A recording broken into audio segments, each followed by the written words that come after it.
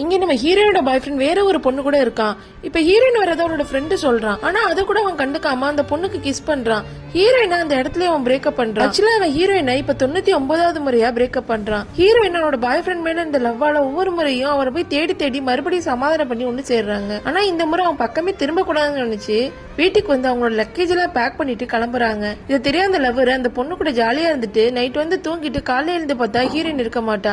ஆனா அதை கூட அவன் பெருசா எடுத்துக்க மாட்டேங்கிறான். அவன் எப்பவும் காலைல குடிக்கிற சூப் எங்கன்னு கேக்குறான். உடனே அந்த வீட்டுல இருக்க வேலைக்கார அம்மா டெய்லி ஹீரோயின் தான் செய்வாங்க, அவங்க இன்னைக்கு வீட்டுல இல்ல, நேத்தே வீட்டை விட்டு போயிட்டாங்கன்னு சொல்றாங்க. ஆனா அவன் அப்ப கூட ஹீரோயின் திரும்ப வந்துருவான்னு ரொம்ப நம்புறான். இப்ப அதே நேரத்துல ஹீரோயின் தன்னோட புது வாழ்க்கைக்காக ரெடி ஆயிட்டு இருக்காங்க. அவனோட ஹேர் கட் எல்லாம் மாத்திட்டு இதுக்கப்புறம் தன்னை அசிங்கப்படுத்துறவங்க கிட்ட போய கூடாதுங்கிற முடிவுல அவனை மொத்தமா மறந்துட்டு இப்ப வேற ஒருத்தர் கூட டேட்டிங் அரேஞ்ச் பண்ணிருப்பாங்க. அதனால அவனை பாக்குறதுக்காக கிளம்பி போறாங்க. இப்ப அதே நேரத்துல ஹீரோட எக்ஸ் பாய் ஃப்ரெண்டும் அங்கதான் இருப்பான். ஒரு ஃபிளவர் பொக்கே வச்சிட்டு இருப்பான். அப்ப அந்த கூட இந்த பொண்ணு ஹீரோயினை வேணும்னு வெறுப்பேத்துறதுக்காக அவனுக்கு கிஸ் பண்றா. இத பார்த்து ஹீரோயின் டென்ஷன் ஆவான்னு பார்த்தா கண்டுக்காம அவ பாட்டுக்கு நின்றுட்டு இருப்பா. இப்ப கூட அந்த புது பாய் ஃப்ரெண்டு நம்ம வேணா வேற வழியா போலாமான்னு கேக்குறாரு. அதெல்லாம் ஒண்ணு தேவை, நம்ம இதே வழியில போலான்னு சொல்லி ஹீரோயின் கெத்தா அவன் கைய பிடிச்சிட்டு கிளம்பி போறான். இப்ப அந்த எக்ஸ் பாய் ஃப்ரெண்டுக்கு ஹீரோயின் இனிமே திரும்பி வர போறதுன்னு நினைச்சு பயங்கர டென்ஷன் ஆகுது. இத்தனால ஹீரோயினை வெறுப்பேத்துறத நினைச்சிட்டு அவங்கள கஷ்டப்படுத்துறது அவனுக்கு அப்பதான் புரியுது. ஹீரோயின் உண்மையான அன்பு வச்சிருப்பாங்க, அதை புரிஞ்சுக்காத அவன் இன்னைக்கு அவங்கள மிஸ் பண்ணிட்டு ரோட்ல நிக்கிறான்.